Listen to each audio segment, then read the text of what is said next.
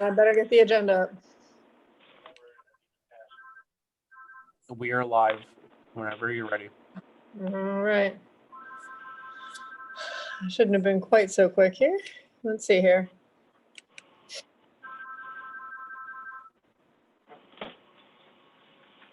Okay, I'd like to call to order the Finance Committee meeting of Tuesday, May 12th, 2020.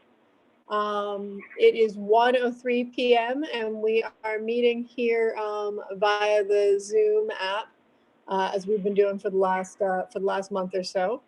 Thanks everyone for joining us.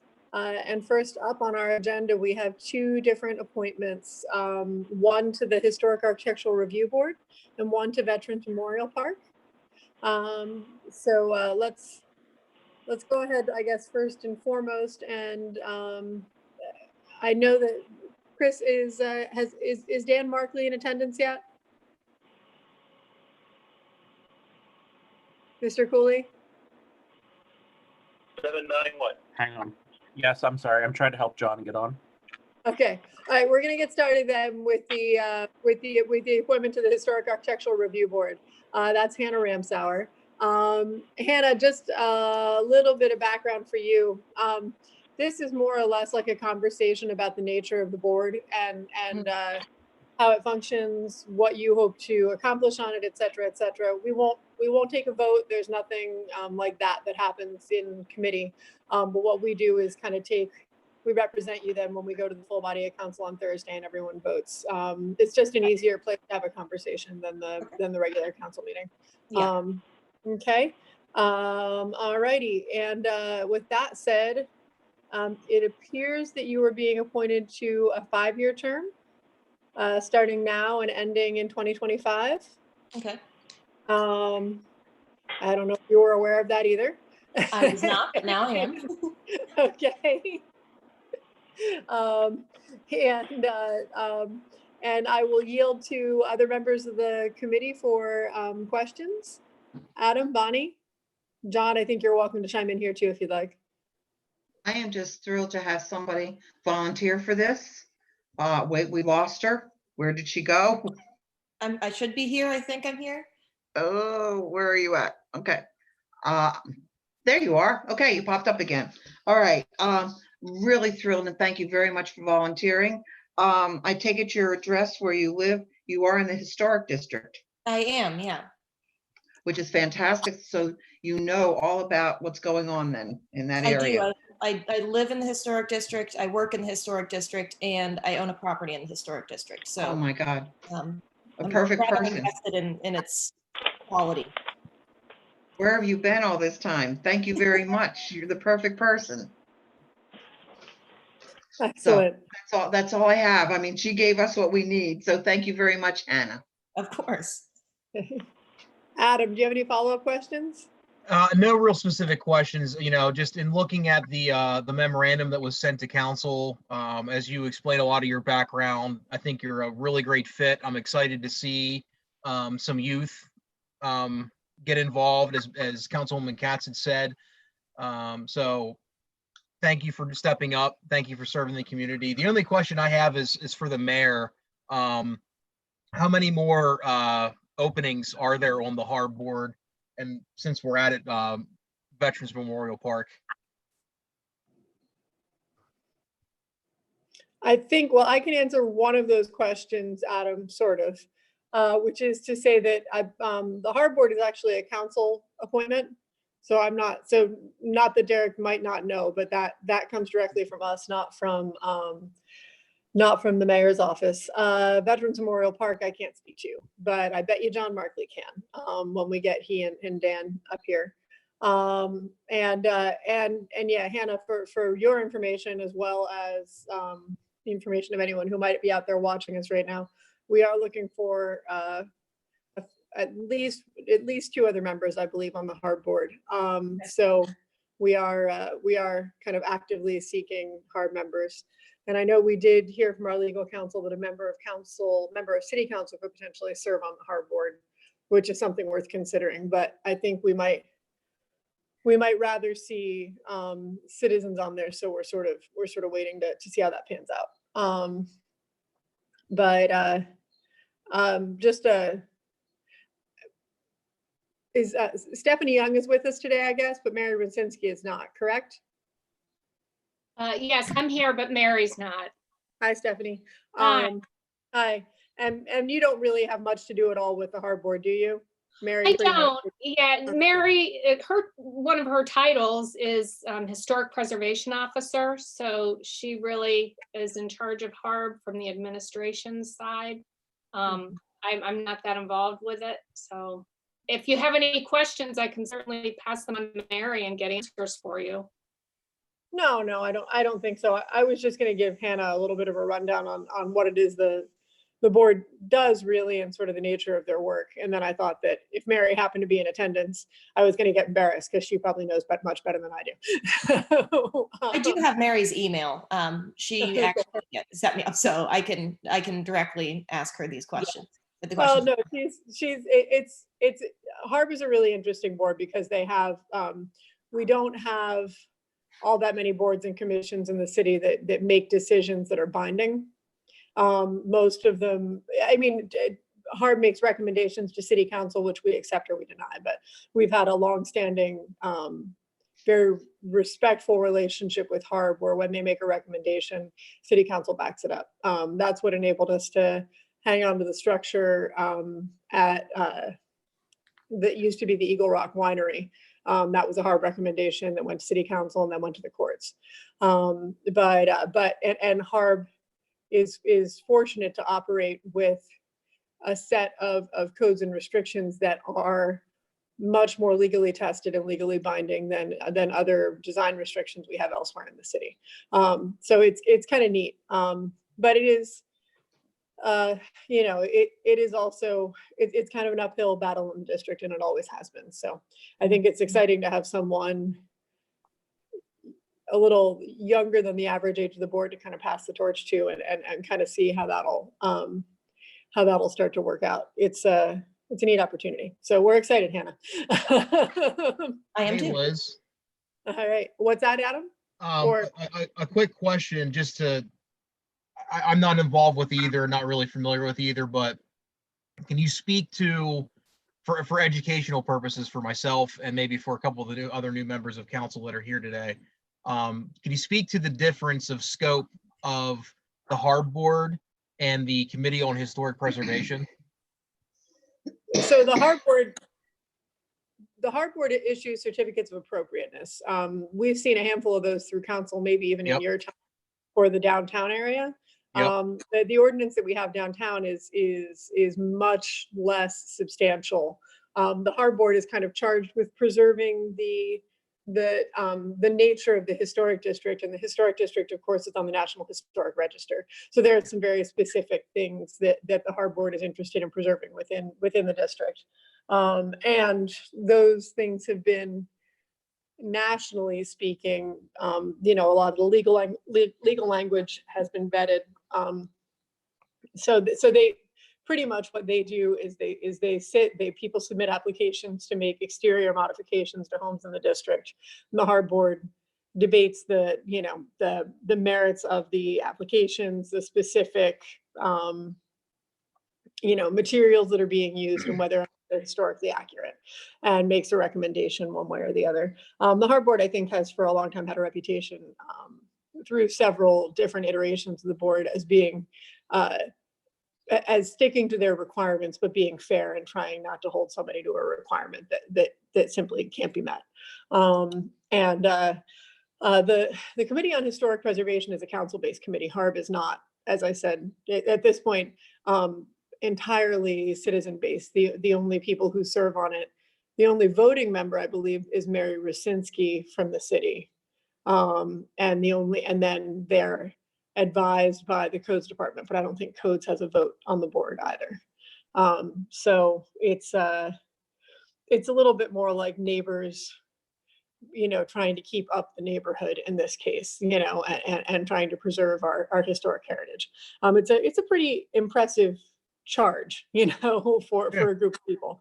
It's a lot to ask. And Yeah, so there's actually very little relationship between HARB and the Historic Preservation Committee, except that we do, generally speaking, request that a member of HARB sit on the Historic Preservation Committee as well, just to keep some continuity there. But once again, the Historic Preservation Committee, the only voting members, I believe, are members of council. So no, correct. yeah, no overlap in terms, yeah.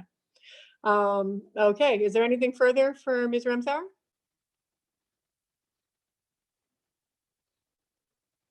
Ladies, gentlemen? No, just thank you very much. Yeah, thanks, Hannah. Yep. Thank you and welcome. Thank you. Thank you. Okay. All right, then in that case, Hannah, we will take this to the full body of council on Thursday. Thanks very much for your interest in serving on a border commission with the city. And I don't believe there should be any reason why you'd really need to attend Thursday's meeting. But of course, if you're interested, Mr. Cooley can always make certain you get an invite. It is, I believe you can be, I'm not certain if you can be signed in. At some point you will have to be sworn in by the city clerk, but I don't know if we can accomplish that over Zoom. Yeah. So I don't know. Generally speaking, if people attend the actual meetings where we vote on their appointments, it's because they can kill two birds with one stone, but I'm not certain that we can do that for you right now anyway. Okay. I'll have to check with our city clerk about that. Okay. All right. Then thanks, Han. You can take off whenever you want to, or you can stick around for the whole show. Okay. Okay. All right, moving on to our next appointment. That's the Veterans Memorial Park Commission. And we have, the mayor has suggested the appointment of Dan Markley of 714 First Avenue in Williamsport to replace Peter Fricker. Mr. Markley, are you here? Chris? Are we still working on? Yeah, getting- they can't seem to get signed in. Okay, well, why don't we, if we successfully get Mr. Markley on the line, Chris, can you let me know? I will do that. Okay, and we'll move on to item number 2 in the meantime. Thank Okay. you. All right. Okay, so, or I guess let me first put the question to everyone who's in on this meeting. Is there anyone who feels as though they're, we need to move some things around here? Mr. Killian, for instance, do you have anything pressing today that should we move up your items? To move up? No, I'm Okay. good. Okay, just wanted to make certain that we were meeting everyone. Really, they are in the meeting now. Oh, they are? By Okay. voice. All right. Mr. Markley, Dan? Yes, All right. Hi, I'm Liz Keeley. I'm the chair of the Finance Committee, and we're just here to conduct a brief interview with you about the Veterans Memorial Park Commission. okay. Okay, and I just, just first things first, the interview process is just sort of asking you questions about your involvement with the commission so far, or your knowledge or your interests, and then a little bit of a discussion with members of council. There won't be a vote or anything official like that. That'll happen on Thursday. Okay? Okay. All right, so I'm going to open it up to the other members of the committee.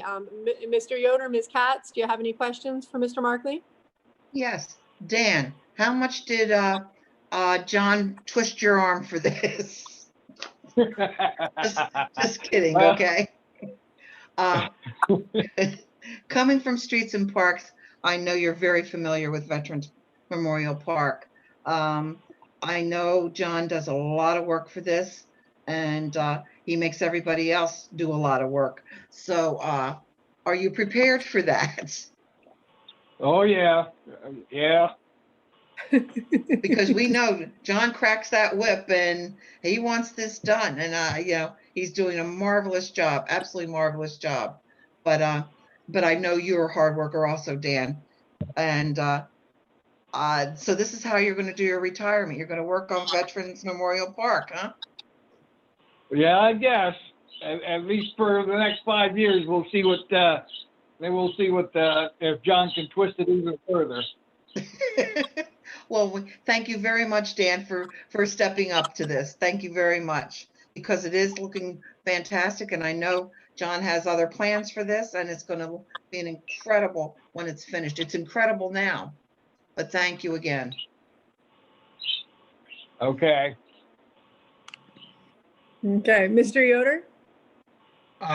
No real specific questions. Anybody that John Markley has confidence in, I've got 100% confidence in as well. So I'd just say thanks for stepping up, and look forward to seeing the good work that you bring to the committee, and just keep up the great work going on over there. Thank you all for what you do. All right. And I would agree with that. I don't know what John Barkley had to do to get into this, but I'm glad he did it. So, but we all love John, and he's certainly been really working his butt off over there. So we're glad to have I guess we're glad to have more family in the fray here. But, Okay.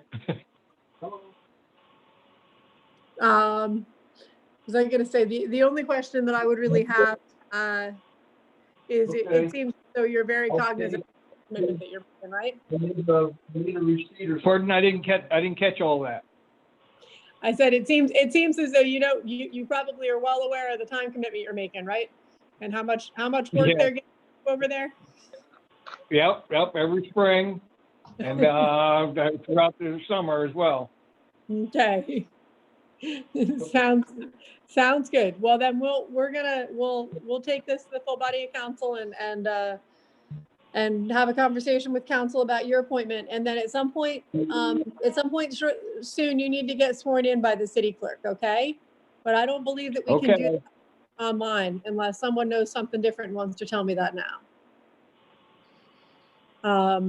So I think we'll have to wait until the city kind of gets open back up and you can get sworn in her office. Okay, just go on down to her whenever. But in the meantime, we thank you very much for your service and hope that this doesn't ruin you and John's relationship. And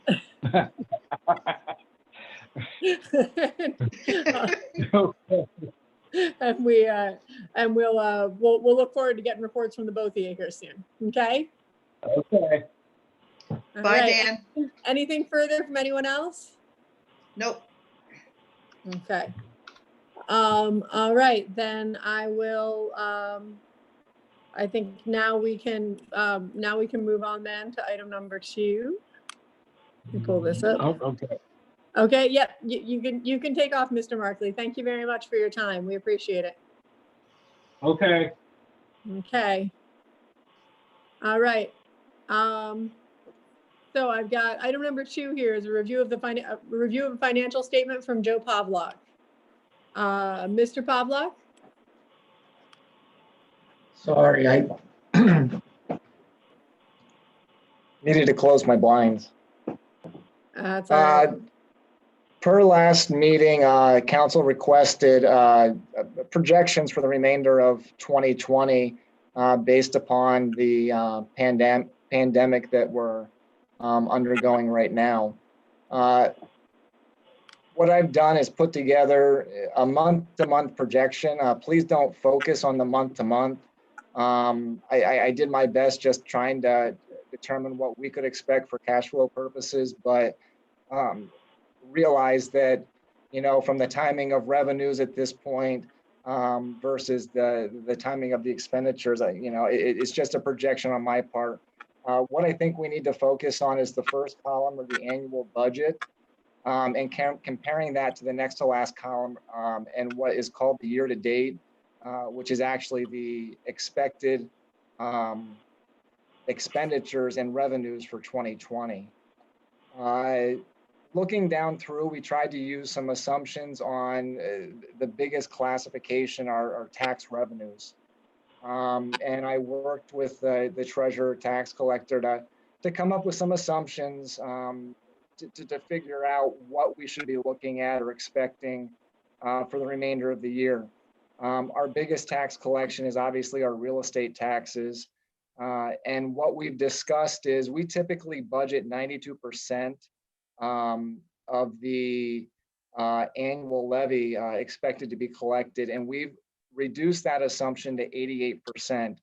I think that the treasurer will agree with me that we expect that we will be over that 88%, but we wanted to be somewhat conservative with our expectations. As for real estate, we looked at 85% of prior year collections.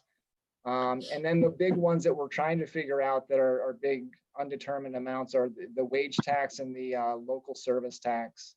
We're assuming that the actual collections are what they are for, January, February, March, and April. But then going forward, I was trying to figure out what we might expect.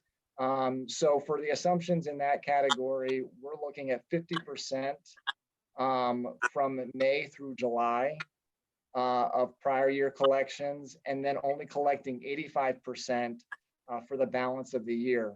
We're not sure where we're going to end up with that. A lot of people are working from home. So we expect, a lot of our businesses and then our big employers, which are essential businesses, the health system, will still continue to bring in those collections, but we wanted to, show some uncertainty there. So looking forward or looking through that, we've come up with our assumptions. And then on the expenditure side, we've operated from a personnel standpoint, pretty much on pace with where we expected to be for this year, but looking at not filling positions in different departments.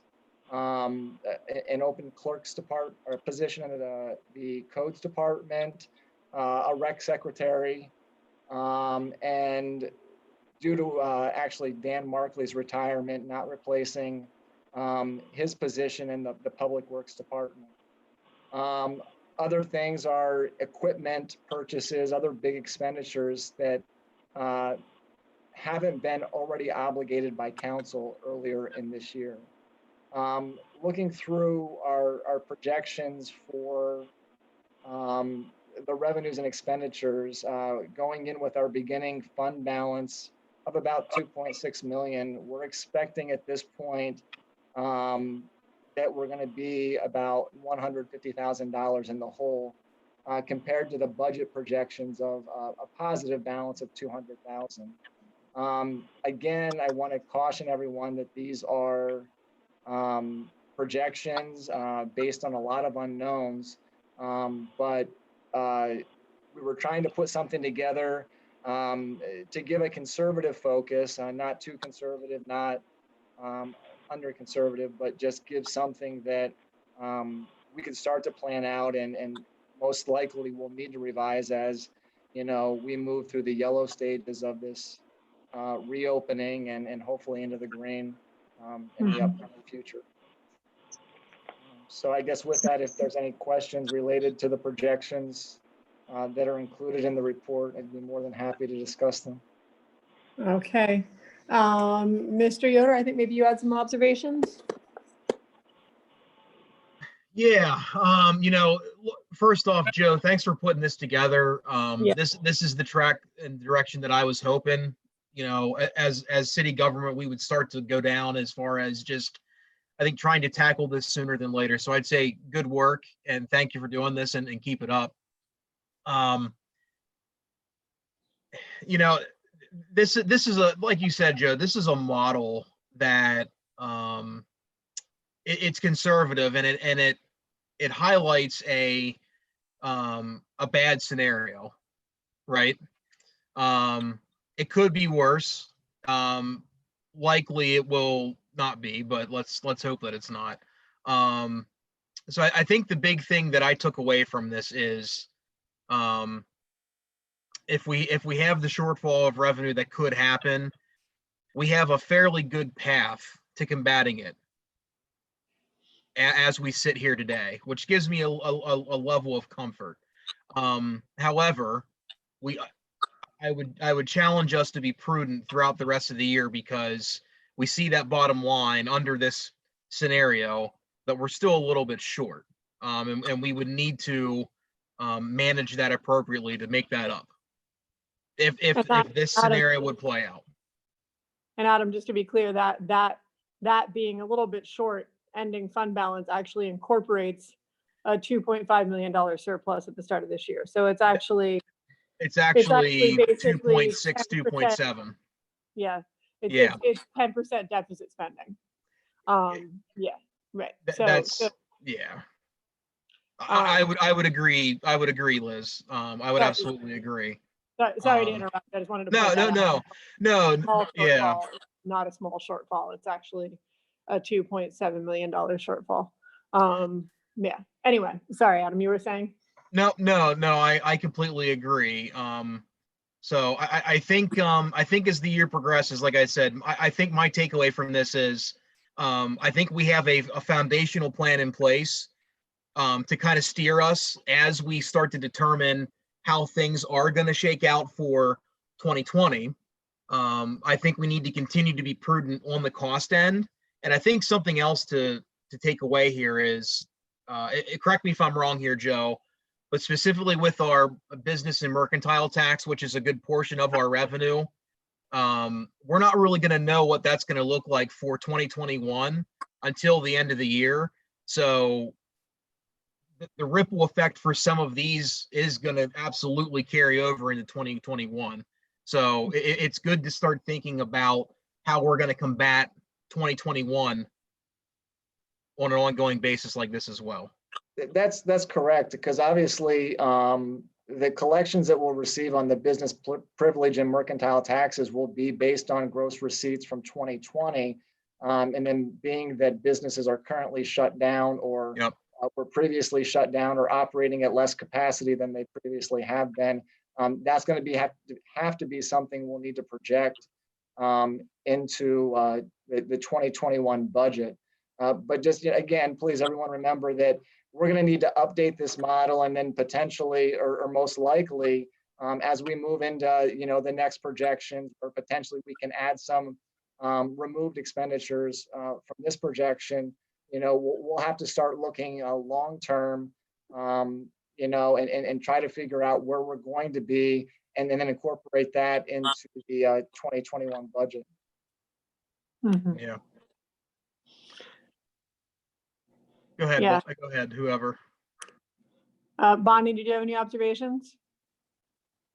I just know that we have to continuously be proactive and not reactive with where we go this year, with so many unknowns. How, Nick, are you on? Yes, I am. Okay, how are we making out, speaking of mercantile, and are the taxes coming in? Yeah, for mercantile and business privilege, we're actually way ahead of where we were last year, but you can't really compare that because Berkheimer was a collector last year, so there was a delay in them not only processing the returns, but then sending us the money.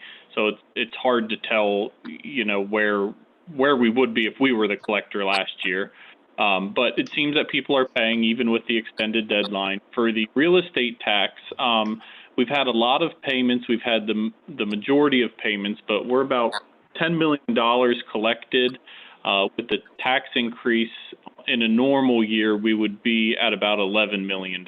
So we are short there, but there are some big businesses with large tax bills that have not paid. I can't say for sure that it's just because we've extended the deadline and they want to hold on to the money. I don't think that it's because they're struggling and can't pay it, but I don't want to assume that. I would think, though, that it's just because we've extended the deadline that they're going to wait to pay that bill.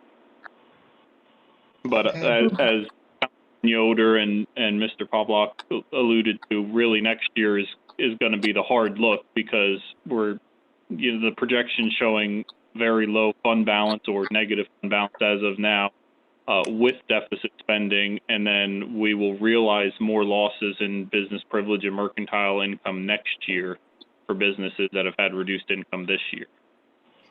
This is why we have to be so careful with the rest of this year of where we go, because of we know where it's gonna be next year. It's gonna be very difficult.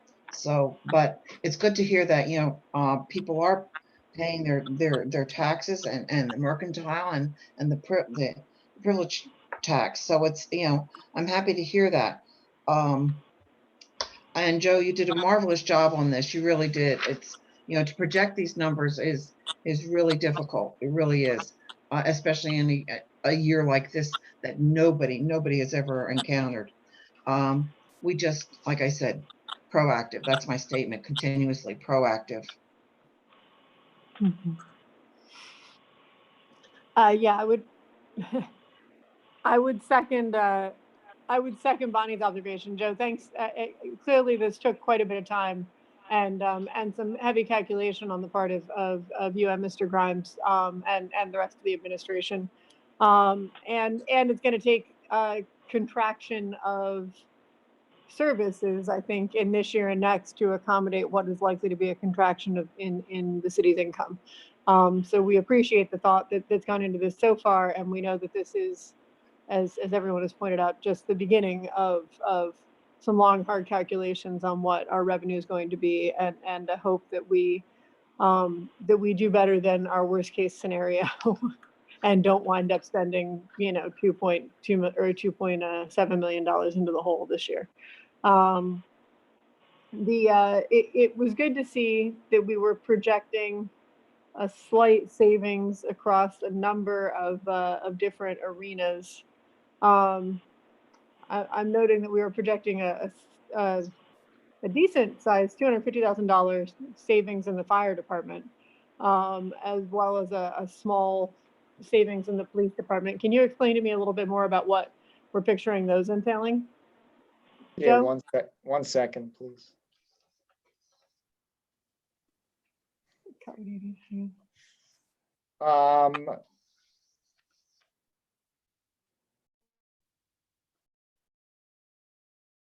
In the fire department,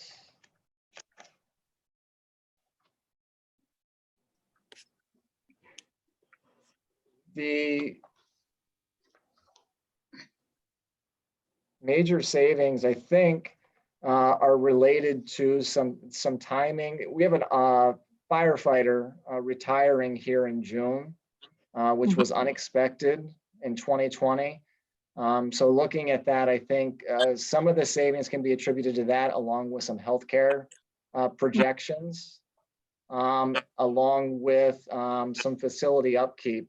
And speaking with Adam right now, we're only planning on doing repair or the replacements or an HVAC project. And instead of doing roof replacement at this point, or working towards that in 2020, we're going to have to defer that and just do patching to save some cost currently.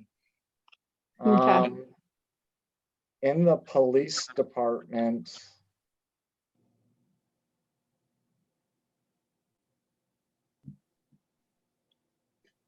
the main piece in savings is the newer officers that were already hired for replacements of 3 retirees in the beginning of 2020. Okay. 2 agents and a lieutenant, I believe. Got it. So switching the difference in there between a police officer C salary and a new hire salary. I think the budget only incorporated numbers 48 and 49 at the new salary. Got it. Okay. All right. Just trying to understand where we're seeing some of these expected drops in expenditures. And I think you talked to us a little bit about streets and parks already. And the other one in the police department is just some of the reductions in equipment and major purchases there. They've already, as I spoke earlier, they entered into an agreement to the purchase of 3 Tahoes back in this early part of the year, but this model does not have any projections for purchasing the firearms or deferring that and looking at that later in the year once we see where the revenue projections come in and whether we can incorporate that. got it. Okay, good. All right. Well, yeah, we really appreciate the time you put into this, Joe, and I think it'll be helpful to us to have this as ideally a worst case scenario projection. But it is as I think we've discussed, the more likely impact of all of these changes and the economic hardship on our community is going to come next year. And so, you know, if we already are projecting a potential kind of several $1 million hit to our real estate recovery this year, et cetera, then that is enough to give you a little bit of pause when you're looking at next year. Yeah, because I'm looking at an overall reduction in revenue over what we'd budgeted. We're thinking of 3.5 million. And that's I'm before sorry, the- quickly on that one, part of that reduction is also that we had a $2 million budget for our tax anticipation note and only drew down 200,000. So there's a Okay. $1.8 million reduction right there. So I don't want to, you know, overstate yeah. the change there, but I agree that there is some significant changes there, but Where does that show up in the in the I mean, tax line, 0501, I'm sorry, the 0510, first okay. line. And then Got it. on the very last line, the I transfers. see it down there. I noticed that. And Yeah, by the way, thank you also for utilizing that minimally and allowing us to pay a minimal amount of interest on it. That was good. again, that was, yeah, with the month-to-month projection, that's where we were trying to make sure and see where we might need to be. So there is the potential that we would need to tap into that going down the road, but this model doesn't include any additional interest or anything. Okay. For that. All right. Sounds good. So yeah. So the total contraction in our budget for this year is something closer to 1.8 million, we're saying, right? Mm-hmm. Just so that I have the numbers right. So we're looking at a difference of, sorry, I'm just trying to do the math here and failing miserably. A difference of like 6 or 7%. Is that accurate? From what we budgeted to what we're anticipating at this point?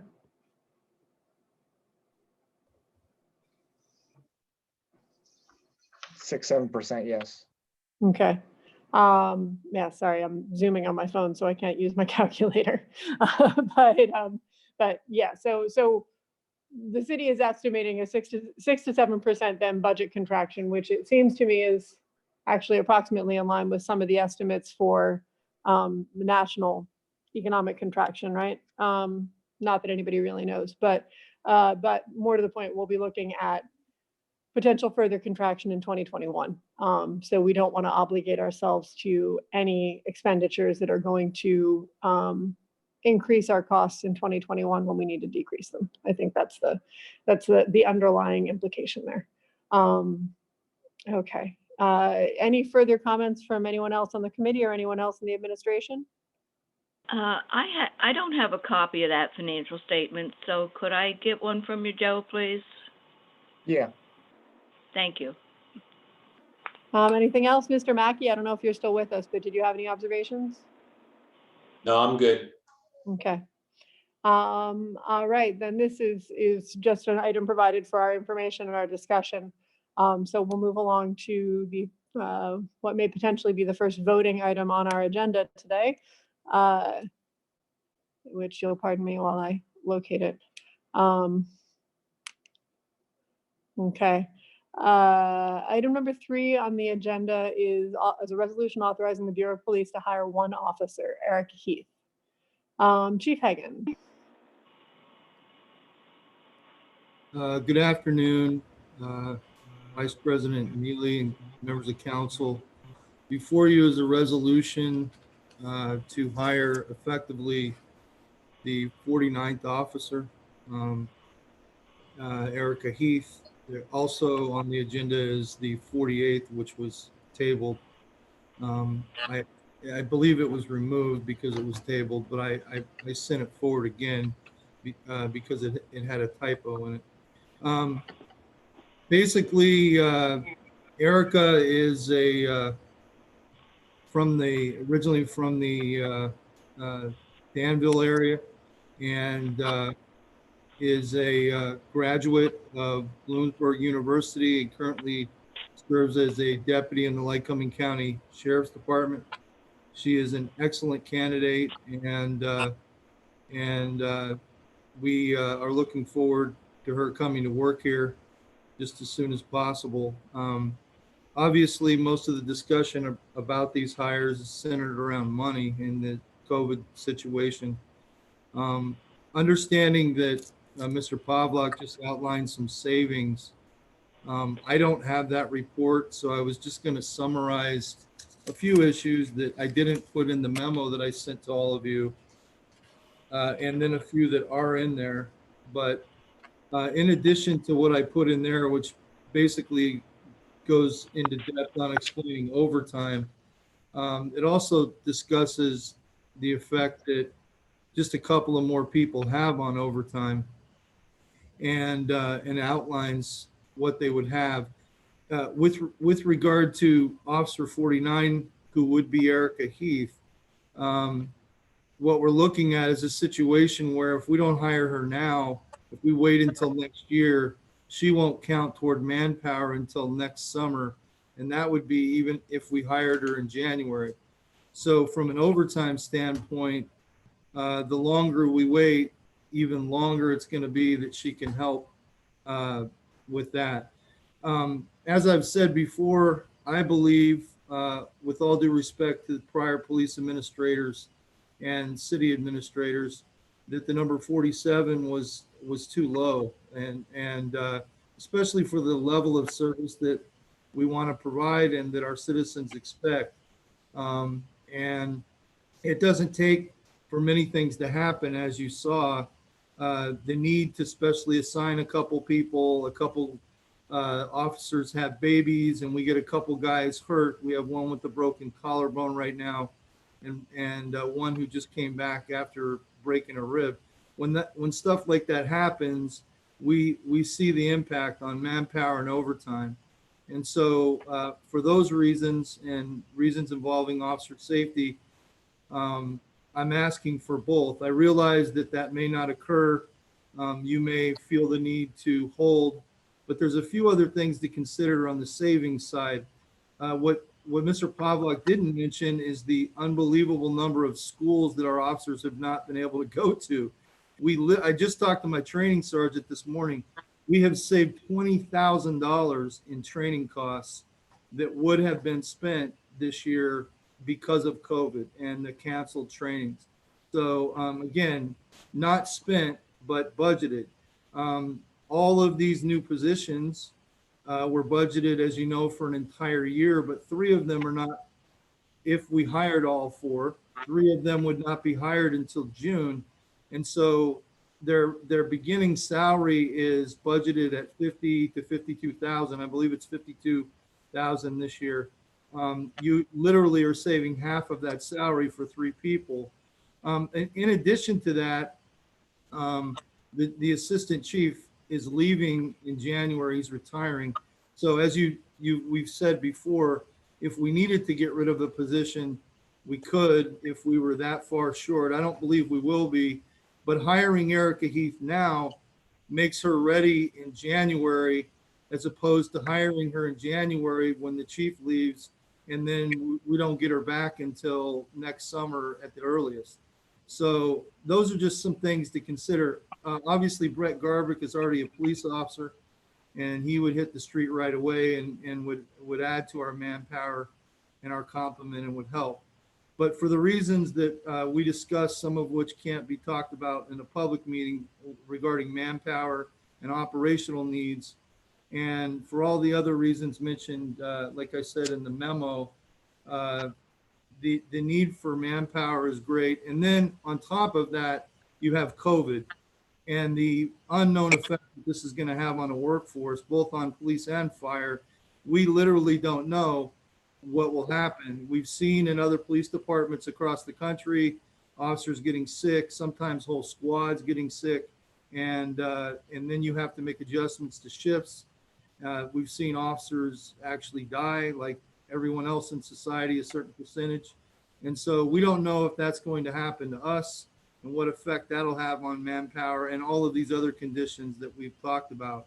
But for all those reasons, I thought it was the responsible thing to at least ask for both of these last two positions to be filled now, and I respect whatever decision the city council comes to.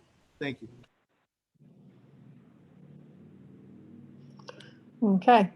So then questions from the committee? Adam?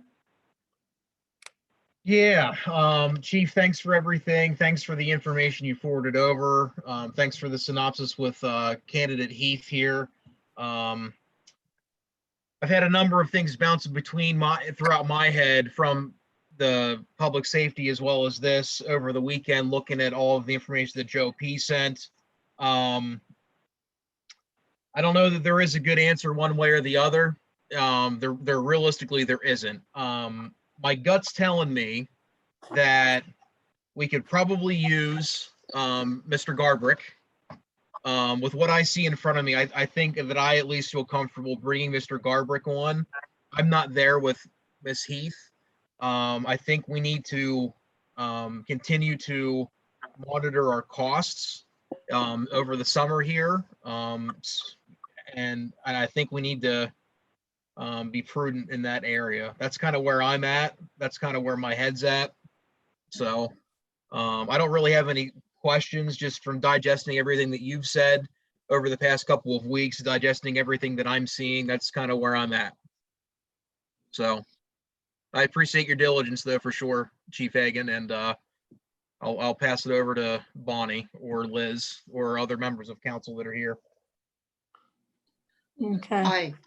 I think we've looked at what Joe Pavlik has said about finances, and Chief, you're right. It boils down to finances. And I know you don't like to hear that because, you know, safety is very important to us. But if we can't pay, you know, it isn't worth it. And from what we're all understanding, the money may be there today, but where we're going to have a problem is going to be next year. And this is where we have to be very careful. Yep. I think I have to agree with Adam on this one. We're going to hire, Brett, but this, to hire this one right now is really kind of putting our budget, we just have to be so careful, Chief. We really do. I would just like to see us hire Brett and put this one on hold. I really would. Right now, that's my feelings, and it has nothing to do with anything other than the finances that are so unpredictable right now, and more so for next year. And I think to a certain extent I'm in line with Bonnie and Adam, Chief. But Chief, can you tell me? I know Ms. Heath has to go to the academy. When is the other officer that we had hired looking at going to the academy? June 15th, Mansfield. We had to withdraw him from Lackawanna, Right. in March, so we've re-enrolled him in June 15th. And what we were going to do if we hired Erica Heath was have her go with him, so both officers would be ready in January to hit the street and have an effect on manpower. But if we don't hire her, then Schwab will go to the academy alone. And there's every reason to think that the June 15th academy is going to take place? Yes, I personally spoke with the director, Scott Henry, and he described the incredible process he had to go through at the state level to even get permission. So yes, he's certain about that date. Okay, good. All right. So the one thing that does clarify for us is, depending on the direction of the discussion on Thursday evening, Ms. Heath would need to begin her employment no later than probably the 8th, but she could potentially be postponed if anyone had further questions, or if we thought there were further information that could be discovered here. But I do tend to agree with Mrs. Katz and Mr. Yoder that this is it's the hard call, because as I said, if we can count on direct impact on overtime and, you know, and it reducing, you know, another hire, reducing our overtime commitment, then of course, in the long run, we save money with another hire. But I'm not entirely certain that I'm seeing the documentation to support that at this point. So that's sort of, I think, where all of our concern comes in, is that we don't, under any circumstances, want to hire someone and send them to the academy and then discover next year that there's simply no space for them in our budget, because the worst case scenario turns out to have not been worst case enough. So any other comments from other members of the committee? No. No. At this point, it sounds as though I'm hearing this going forward to the full body of council with a negative recommendation. Yes. Okay. Then if there are there any other comments from the administration? Anything? I'm just kind of, I don't want to close off the discussion on this item, and it's a little hard for me to tell if there is any further discussion out there. Anyone have anything else to say? Okay, then I would take a motion. Yeah, one thing, ma'am. The other thing to just take into consideration is the number of people we have in the drop program, which I did include in the document I sent. We're really going out on a limb suspecting that they're just going to stay the full 5 years, particularly after a situation like what we're in now. I'm not saying they're all going to leave tomorrow, but the point is they can. And one of the reasons that we can't just send anybody to an academy, they don't run academies every single month of the year. It's the same for fire. There are certain times of the year that the academies run. And my concern is that we can't predict everything. We can with some things, but it just seems like we're going to still be hovering around that number 47 for too long. And my concern is the level of service that we are expected to provide over a long period of time. So I already said all that. Thank you for your patience. I appreciate it. No, and we appreciate all the documentation, Chief. And as I think all of us indicated, we're very comfortable with the hiring of Mr. Garbrick. And it's, I don't think the Finance Committee can necessarily predict the actions of the full body of council in terms of the hiring of Ms. Heath either. But we're looking for a little bit of caution. Frankly, I was hoping that maybe there was a little bit more time before that next police academy was commencing, because it would give us time to look at this a little further. But if it's starting on June 15th, then I think we make a decision or we don't here. Or we make a decision and we stick with it here. And in this case, I think I'm likely to side with the other two members of the committee and say that I think that we should hold off on a hire for, perhaps not until the end of the year, but if we can't, realistically speaking, expect Ms. Heath to be participate in the Act 120 program until the beginning of next year anyway, then perhaps we hold off on a hire until then. Mayor, do you have anything to add to this? Nothing further, after what Chief Hagan said. For me, I think part of the budget that we can't, it's as the press release from District Attorney Gardner says, crime's not taking a break during COVID. And so, law enforcement can't either. So I think that's one area for me that, it'd be very difficult for me to really look at lowering public safety. Got it. I think in this case, what we're looking at is if we're likely to meet or exceed our overtime budget this year already, then we're looking at potential increases in the cost of public safety with or without the addition of a 49th officer. That's sort of the question here. I think we're going to be below our overtime budget. And the reason I'm saying that is about a week and a half ago, I took a look at overtime. And for the 6 weeks that we were in this COVID situation, we had 8 shifts on patrol. In the previous 6 weeks to that, we had 80. It increased by 72 shifts in a 6-week period. that it's still way down right now because of it. Now, that doesn't mean it won't go up a little bit later, but I think we reduced the amount from 180 to 160 this year from last, and I think we're going to be well within that. That's my personal belief with overtime.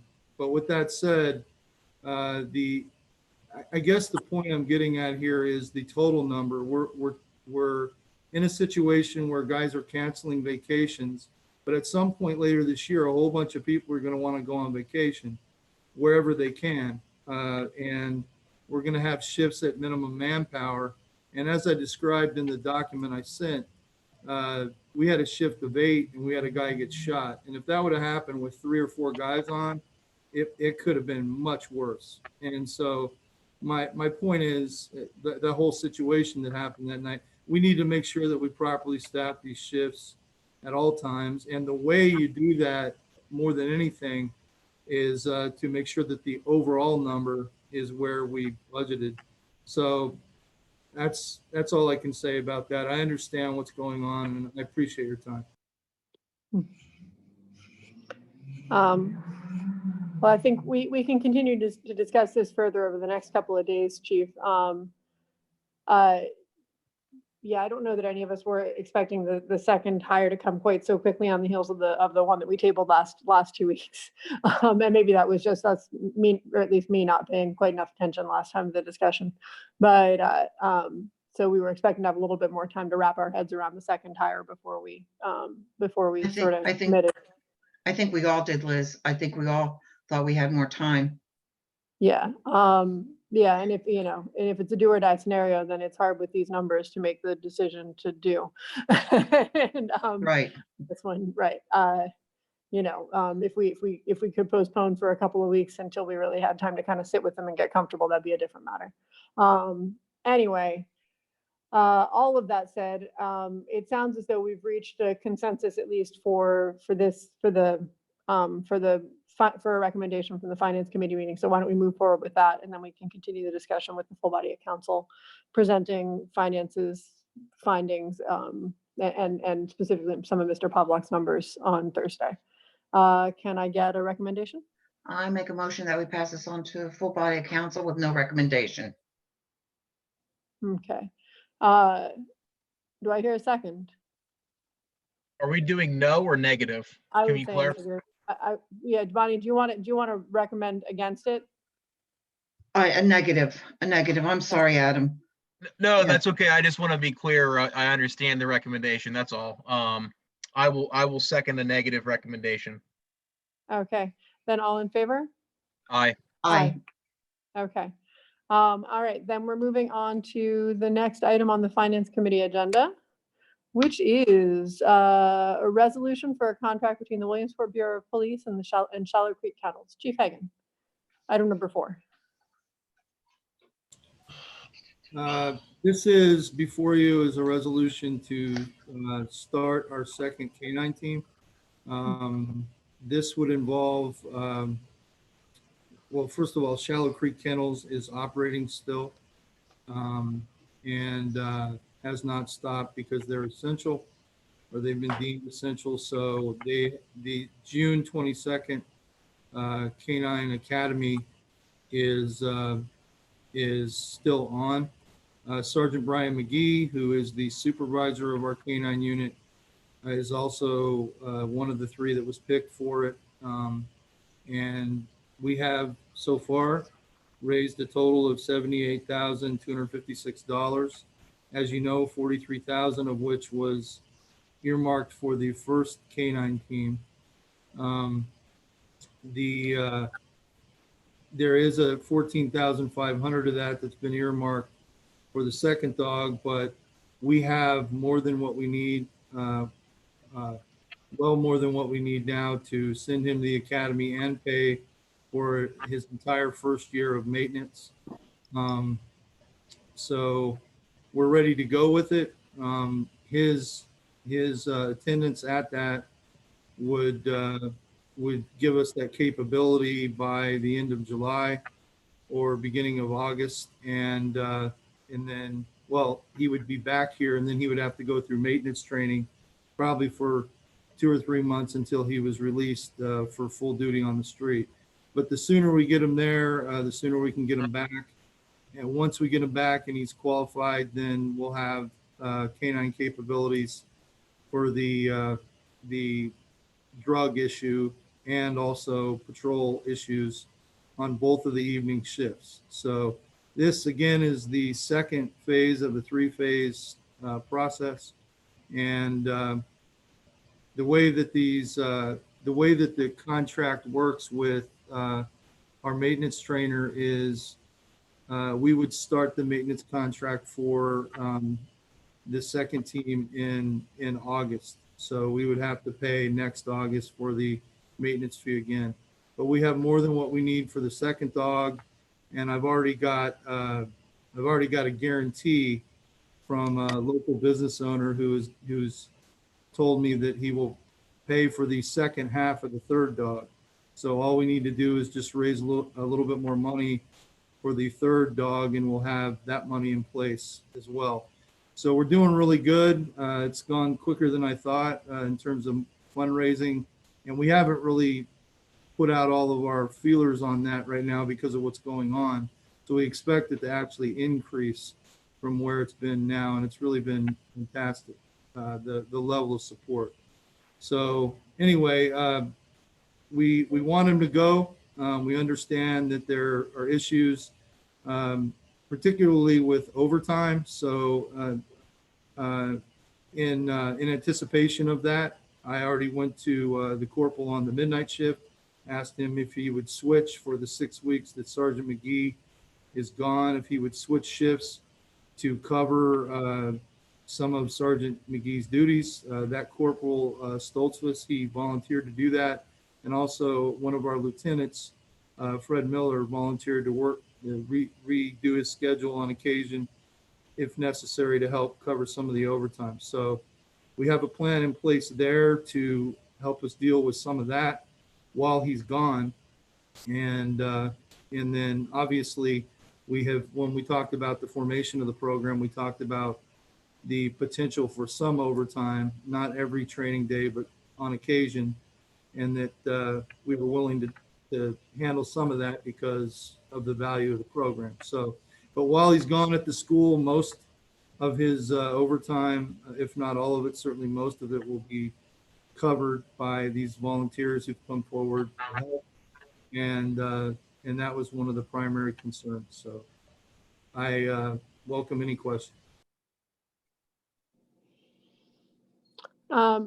My understanding is that this item was already reviewed by Public Safety today. Yes. Okay, then Bonnie, can you give us a little bit of an overview of that? We really passed this on with no recommendation because we wanted to discuss it further in finance. One of the things, Chief, I would like to ask, when you say volunteer the overtime, the corporal and the lieutenant, what they're really doing is just shifting their shifts. Is that what they're doing? Or is there, are you talking comp time, flex time, or is it, you know, how are you, how? Okay, yeah, what it means is on days, first of all, the corporal would be willing to move over to the other shift to provide supervisory coverage so that if the other supervisor on the 4 to 12 decides to take a day off, it's not going to cause supervisory overtime because we'll have a second supervisor over there like we do now.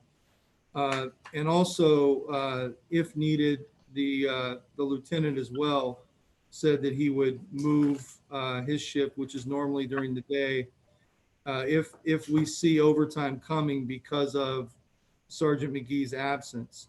Now, right now, and again, this isn't how it'll be, we don't know how it'll be in a month and a half, but right now, everyone's pretty much here every day. We don't have a lot of people out sick, but that'll change, or on vacation or holidays, and that'll change. And so with a sergeant, one of the two supervisors on that shift gone for 6 weeks, clearly there would be days where he wouldn't be in. And so I asked Corporal Stoltzfus if he would be willing to go over there during that time? And he said, yes. It's not, when I say cover it, what I mean is eliminate. It will eliminate overtime that might have otherwise been caused by his absence. By having the corporal over there, it will eliminate a great deal of it. And also, if the lieutenant is needed, he could help eliminate them as well. So anytime we send people to a school for any length of time, we incur, or we run the risk of incurring some overtime. But in this case, we have a plan for that. That explains it clearer. It's a clearer picture at this point, Chief. The one question I do have, Officer McGee is a supervisor. When he does get his dog, he will be on the street a lot, right? Yes, ma'am. The initial idea of having a supervisor was discussed at length. There were people with differing opinions in the police department, but what I chose was to allow them to go up to the rank of sergeant, not above. And the reason I did that is because your canine officers in particular are some of your most diligent, hardworking police officers, and most of them that I've ever met should be police supervisors at some point. And so to say to them, well, you can't be a supervisor until after you give up your dog, not even a corporal, when you only have to have 3 years on the job to take the corporal test, you're effectively telling them that you can't even take the corporal test until you're here 10 or more years, which isn't fair. And it isn't a good thing for the Bureau. So what we did is we limited it to sergeants and below. So watch commanders and certainly administrators will not have dogs, but a sergeant can, or a corporal can, and the ones who start as officers can gain some rank. However, they were told that they would be specially assigned. And what that means is they're on patrol shifts, but they don't bid a shift. When we did this years ago, some people were allowed to bid back then, and we ended up with more than one dog on a shift, which is completely, ruins the program. So what ended up happening was when we brought it back, we made it a special assignment, and the administration decides what shift each of these officers are going to be on throughout the length of the time they have a dog. They've agreed to that, and so has the union, and that will allow us to ensure that only one canine is assigned to one shift. And that will also allow us to rotate them from year to year so that no one guy stays on one shift for years and years on end. So that helps us with the program. I hope that helps explain it. I did want to clarify that, okay, for the public. I don't have any other questions right at the time. Adam? Yeah, so the one thing that I've been kind of, Liz and Bonnie, as we had mentioned, this was reviewed in public safety as well. The one thing that was brought up in public safety, to my recollection, that I've been kind of going back and forth on in my head here is, we can do this training now, and we can do it in December as well. And there's pluses and minuses to both. Realistically, in December, it's only 4 weeks versus 6 weeks, so it minimizes the amount of time that we're down from a manpower perspective. I mean, and keeping manpower into consideration here, as we just talked about, officer hiring and staffing. But we could be up against a bunch of vacations and what have you. Takes an officer off the force, or I should say off the force, off the street in the summertime for 6 weeks. But Chief, I believe you had mentioned in public safety, I think calls and demand is down right now from a response perspective. Is that accurate?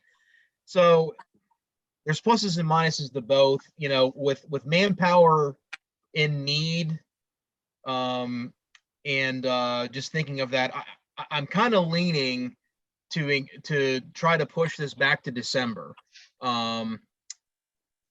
I know it's a risk, but it keeps us. We're bringing on Brent Garbrick. It'll allow us over the summer, which, if I understand, under normal circumstances, which we're not living in, is when a lot of we have a peak typically of crime and calls and a need for police force. I think we'd be wise to push this back to later in the year until we can get some more clarity on how everything transpires through the summer and fall. So that's kind of where my head's at. I think this is a great, I think this is a great program. I support it. I think the question in my mind is the timing of when we do this, and I think we'd be wise to push the timing back to later in the year. I mean, to follow up on what Adam's saying, you know, we've just been discussing staffing shortages in the police department, specifically related to us having to withdraw our second part-time SRO from the school district because we don't have enough staff to staff the position.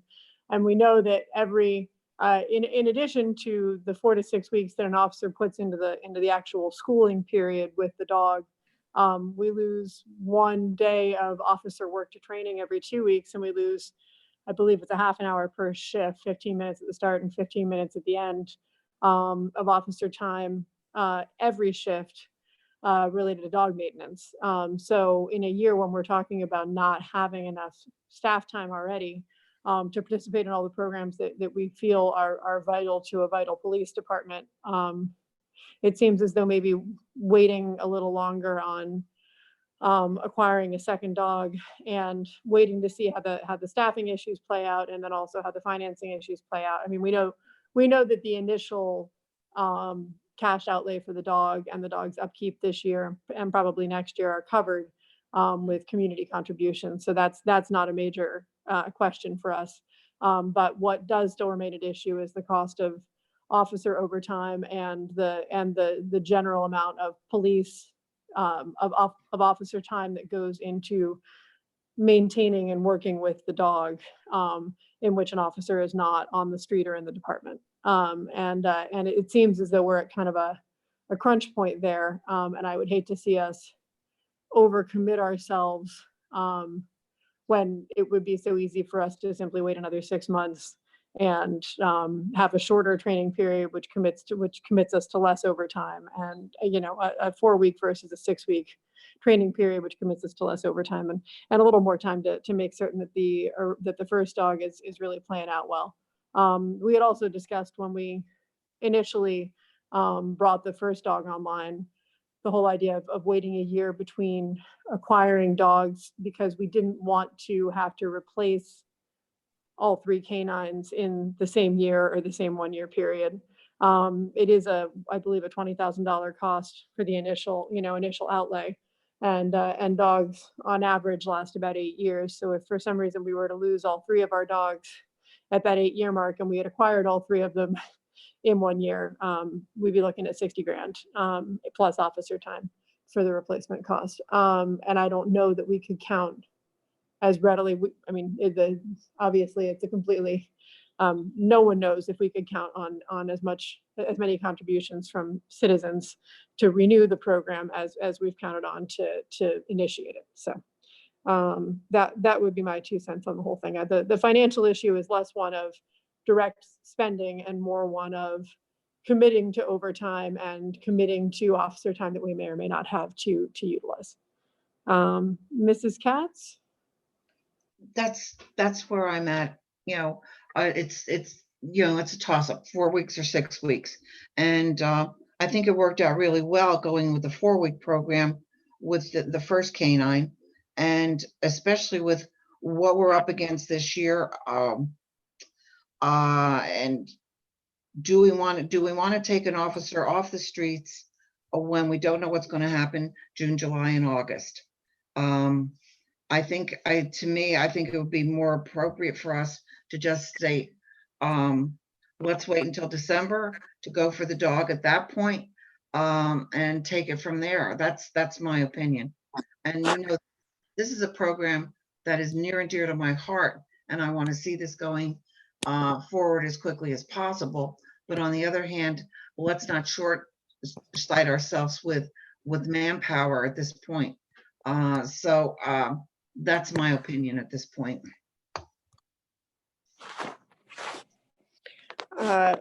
Okay, thank you, Mrs. Katz, and Mr. Yoder. In that case, just for the sake of the fact that we're running out of time for today's meeting here, Can I, do I hear a recommendation from one of the two of you to forward this to the full body of council? Or What's the do I, what, I'm not trying to jump the gun. I'm trying to move things along. Do I hear No. other? no, I understood. What do we think is the appropriate recommendation? I mean, To my way, I mean, I think potentially no recommendation on this one so that it comes out of. I Yeah. think it's a no. I think it's a no recommendation. I'm good with More that. discussion. I'll make a motion to pass this on to the full body by council with no recommendation based on timing and letting things play out. Right. I'll second that. Okay, all in favor? Aye. Aye. Okay. Chief, thank you so much, though. Steve, Thank you, Chief. We didn't mean this to be a negative visit to the finance committee. I'm sorry. Yeah. That wasn't our intention. It's just we're trying to figure out how to constrict our city, I think, in this time, and you're coming to us with a lot of items. So, okay. The next item on our agenda, number 5, is a resolution to approve an amendment to the 2016, excuse me, Stephanie, subrecipient monitoring agreement between the county and the city. Yes, this amendment extends an agreement with Lycoming County for 2016 fair funds until June 30, 2021. The city was awarded $225,000 under this agreement for the rehab of rental and owner-occupied properties that are on the adopted historic sites and property list. And Millionaires Row Historic District was identified as a secondary target area in the original proposal. We notified 142 property owners of the opportunity to apply for these funds, and we received 10 responses. As you may remember, the FAIR program requires that at least 30% of the funds benefit owners or tenants whose income is at or below 50% of the area median income, which is $29,050. And of the 10 responses that we received, only one meets the 50% area median income target. So to assure that we meet the overall program requirements of the 30%, we'll notify property owners in the historic district about the program. And then once we meet that 30% requirement, we'll process the applications that have been submitted from the original mailing. The extension of this agreement to June 30, 2021 is the only change to the original agreement. Okay. Thank you, Stephanie.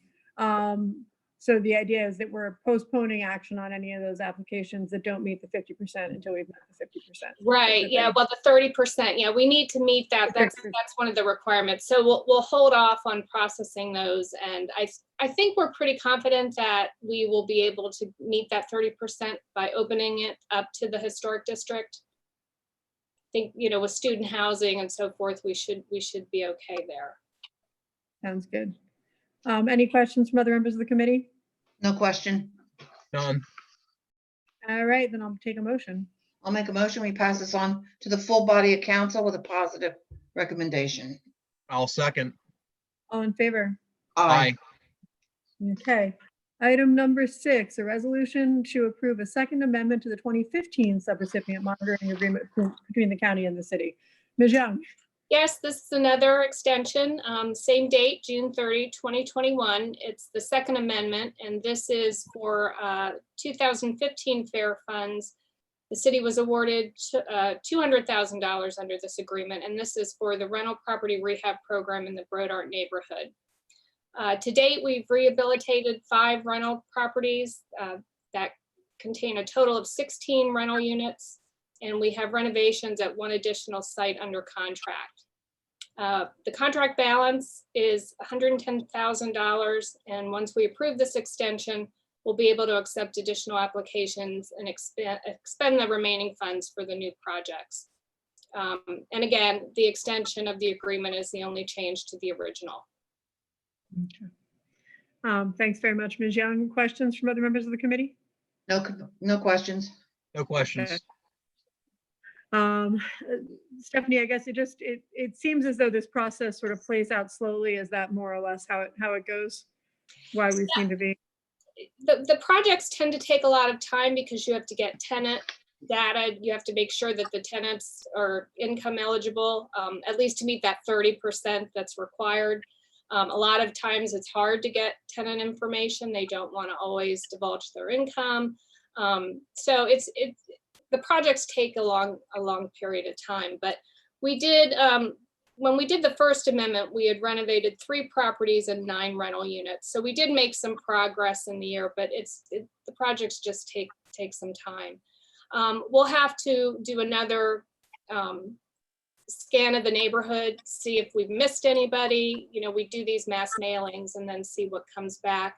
We'll try to do some more marketing, get some information on the website, and see what we can get moving forward. Sounds good. All right. Thanks very much, Ms. Young. If I don't hear any other questions, I'll take a motion. I'll make a motion to pass this on the full body council with a positive recommendation. Second. All in favor? Aye. Aye. Okay, moving. Yes. Did somebody have something to interject? No. Okay. Okay. Moving on, item number 7 is a resolution authorizing a CFAI accreditation process for the Bureau of Fire. Mr. Killian, you've been waiting a while. Okay. Good afternoon here. In front of you is a resolution for the Bureau of Fire to invest no more than $580 to enter the process for the CFAI accreditation process as a registered agency. You also have a memo that I prepared kind of outlining what the CFAI process is, the advantages for us. So I'll try to keep this in short form here. This did go through public safety earlier today with a positive recommendation. The CFAI accreditation process is an international accreditation process for fire departments. And it's a pretty extensive accreditation process that we're just looking to enter to get access to the self-assessment tools and really begin this process. Our expectations are this process will take the better part of 5 years because of how in-depth and involved that it is. But really the thing that I want to stress is this accreditation for us is about the process itself. It deals specifically with self-assessment throughout the entire process, and then culminates with a peer review of fire service leaders from across the country that actually would come into Williamsport and perform a peer review of our accreditation process and award us, as an accredited agency. To date, as of today, there's only 3 accredited agencies in the state of Pennsylvania, and there's only 3 more that are in the registered that are listed as registered agencies. So 3 more that are going through the process. So it's been a goal of mine for quite some time to get us involved in this. Quite simply because it kind of makes us put our money where our mouth is. We like to talk about how professional we are as an organization and how progressive we are and doing the things that we do. But this really would allow us to measure ourselves against a set standard and against other kind of cutting edge organizations throughout the international really. So again, I'm excited about it. I think it's a fantastic opportunity for us and the police department to be entered into the accreditation process kind of together, bounce ideas off of one another. Chief Hagan has been a fantastic ally with this and sounding board for my thoughts and comments and suggestions. So that's really where we are right now. Questions from other members of the committee? No questions. Mr. Yoder? Sorry. No, none here. It was hitting public safety. So. Okay. And public safety forwarded it with a positive recommendation, I'm assuming? Yes. Yeah, this seems like a positive thing, Chief Killian, for the department. Can you give me some kind of an idea of how much staff time you think is required to complete this process? I know, huge ballpark estimate, sorry, but. Oh boy, I can't give you a ballpark estimate other than saying a lot.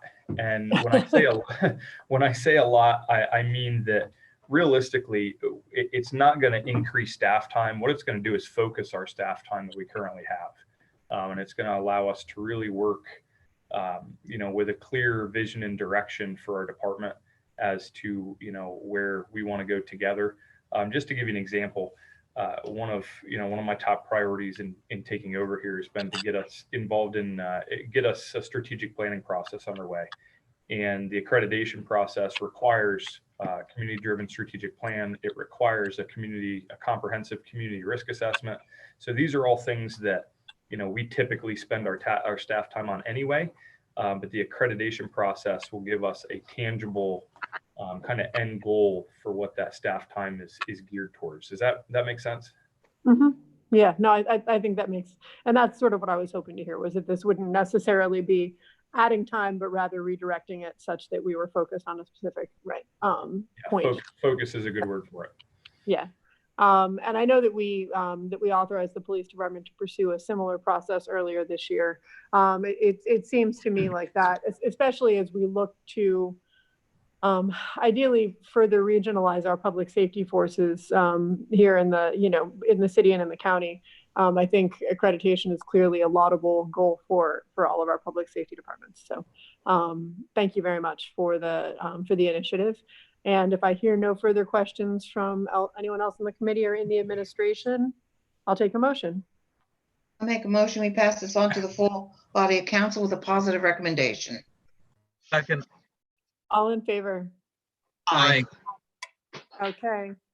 Excellent. Then the final item on our agenda is item number 8, a resolution authorizing an agreement between the City of Williamsport Bureau of Fire and Power DMS for a software system. Mr. Killian.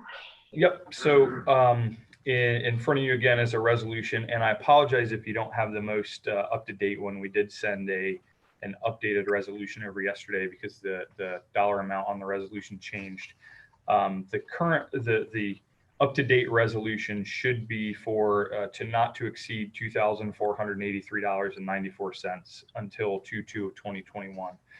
And the reason for that specifically, as I go through this, is a little background on this. As again, trying to keep it brief because this did go through public safety earlier. We spend an inordinate amount of staff time generating paperwork and pushing paperwork out to our personnel and making sure that our communications are fluid, and it's very inefficient. So in speaking with Chief Hagan in the Power DMS program that they currently use within the police department for their accreditation process and a lot of their internal communications, we did a little research here and thought, doing some demos and speaking with other departments that are using the software, that this would be a fantastic tool for us to increase the efficiency of our documentation and specifically to get information out to our personnel, and use this public safety wise, across the board between fire and police. We had conversation in the public safety committee meeting, and really I think the end goal for us in speaking with Chief Hagan and Chris Cooley from IT is this would be an ideal citywide solution to disseminate information, from policies and procedures, from HR to the mayor's office to, you name it. But for now, specifically, what we're bringing to you is an agreement essentially just to add users onto the existing police department Power DMS account. So the dollar figure for this year in the resolution until 2/2 of 2021 covers the addition of 35 users for Bureau of Fire. The accreditation manual that Power DMS can add in there for us, given our desire and the accreditation process moving forward. It would give us access to the complete accreditation manual so we can manage the accreditation process within Power DMS. And it also gives us what they call their essentials package, which is individual one-on-one training with them and consulting to really set our system up to best suit the needs of us citywide, and then the police and the fire agencies separately. So this would, that dollar amount in the resolution would take us to the renewal date of the police department's contract, which is on 2/2 of 2021. And then from a yearly standpoint, the Bureau of Fire's cost yearly would be $2,375 in addition to what the police department's paying right now. So again, that would, this would allow us, come February 2nd of 2021, the Bureau of Fire and the Bureau of Police, essentially to be able to split the cost of this system between the two entities. That's about it when it comes to this resolution. Okay, thank you, Chief Killian. Mrs. Katz, Ms. Yoder, Mr. Yoder, excuse me. Anything for public safety? We did just have a long discussion in public safety about this. $1,000 of this goes to the training, right, Chief? That's correct. Yeah, and that's $1,000 that they will provide. Again, 4 hours of consulting, kickoff, site settings review, roll out of the system. And specifically, we need that is the reason we need that is because Bureau of Police is currently using the system. What we'll do is we'll go into the Bureau of Police system, basically create a citywide dashboard where, depending on who logged in, they would go to the fire portion or the police portion, but it would also give us the ability to send information to, across both agencies. And the background, I guess, the software standpoint of that. And again, Mr. Cooley could speak maybe a little more in depth to that. But this would, that training would allow us to really get familiar with how we work that system. And more than likely, Mr. Cooley would be the kind of have overall access to both agencies' settings, for lack of a better word. So again, a little beyond our scope of expertise for setting up the system. Hence the reason we need that. Well, what we discussed also is that this is going to eliminate a majority of paperwork. There'll still be some paperwork, but not to the extent of what is being used at this point.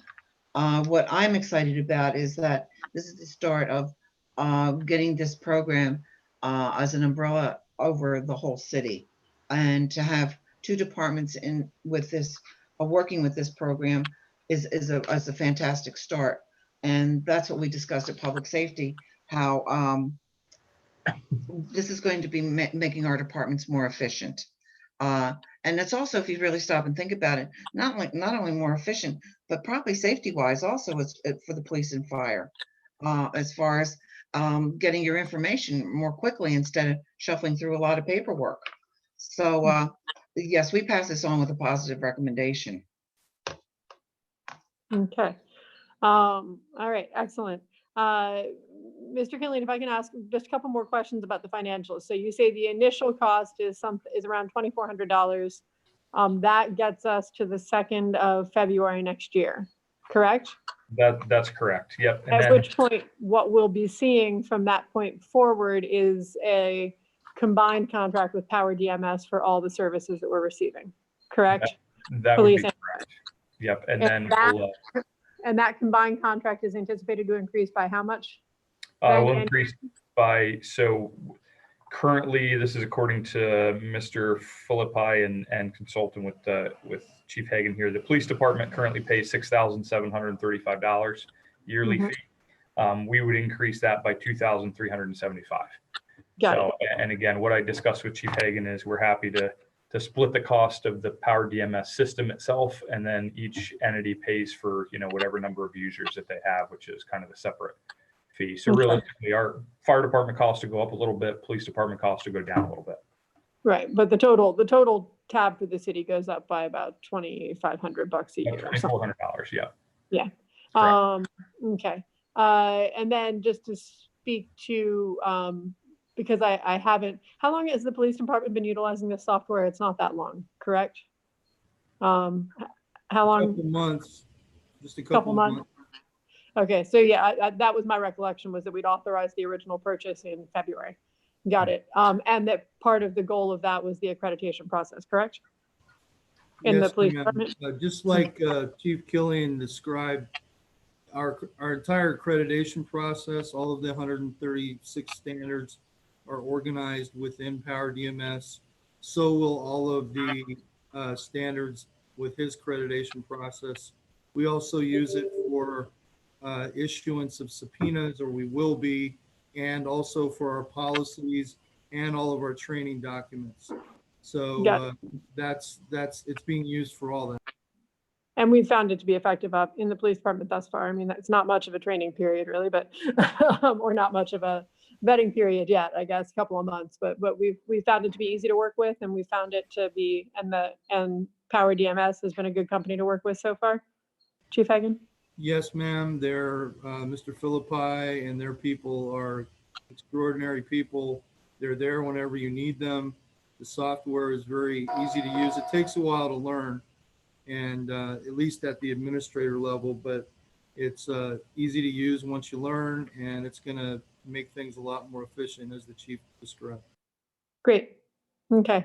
Good. And from an IT perspective, Mr. Cooley, we found this to be desirable thus far.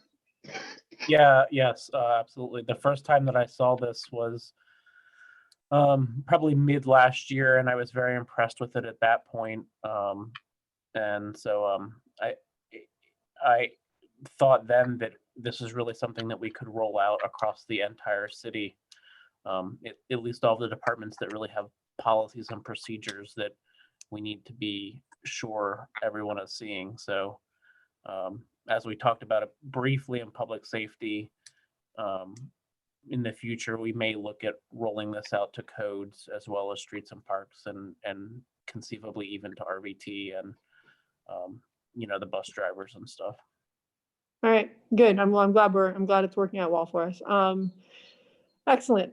Okay, then I think that answers kind of all of my ongoing questions in the Public Safety Committee, which is 2/3 of the Finance Committee had the opportunity to ask theirs earlier. If I don't hear any further questions or comments from anyone in the administration or the remaining members of the Finance Committee, I'd ask for a recommendation. I'll make a motion to pass this to the full body council with a positive recommendation. Second that. All in favor? Aye. Aye. Okay, great. That brings us to the conclusion of our finance agenda, with the exception of item number 9, any related items. I had spoken to Mr. Pavlak earlier today, and he mentioned that that Delta Development, which was going to join us to answer a couple of questions about the East 3rd Street schematic they put together for our last meeting, was not able to make it today, and he's going to arrange for them to be here for our next meeting. In light of the fact that it is 2:41 p.m., I think that probably worked out just as well. So with that said, does anyone else have any other related items to introduce? Mr. Yoder. I'm just going to make a general comment and just once again say thanks to all parties on this committee and the administration for the work that they put in the past couple of weeks, for the financial end, and specifically Chief Hagan for your patience and working with us as we try to understand everything again. Thanks for all the information again, and greatly appreciated.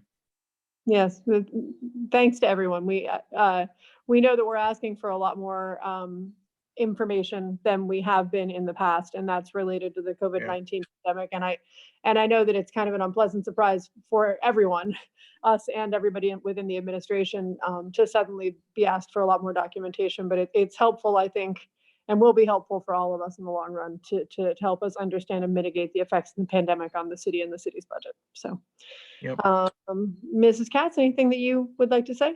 Nope, but same as the two of you. We thank everybody for all the extra work that's being put in.